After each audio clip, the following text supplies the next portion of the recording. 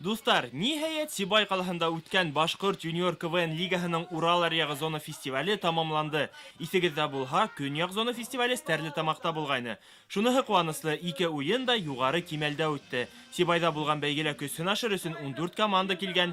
Фестивальдә Әбиялил, Хайбулла, Белорет, Еянсура, Баймак, Бөрьян, Сибай, Учалы һәм Өфенән иң шәп КВНсылар сыгыш яһаны. Кайһы бер командалар республика кимәлендәге КВНда беренче тапкыр уйнай. Ә бына тамыр йондыда Руслан Галиев ике команда өчен уйнап өлгергән инде.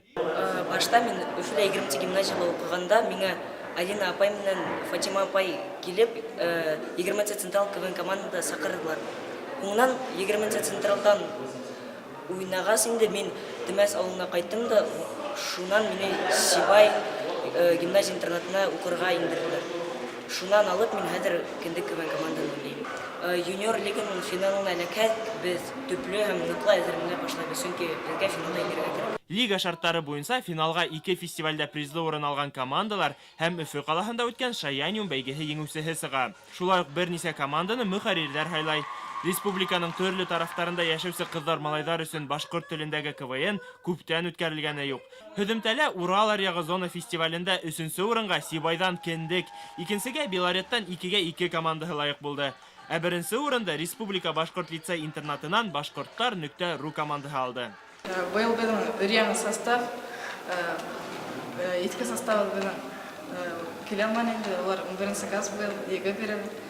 Һәм шуга карамастан да еңергә тырыштык һәм еңдек. Бөтә эшебезне күрһәттек. Тамашачыларга ошандыр дип уйлыйм.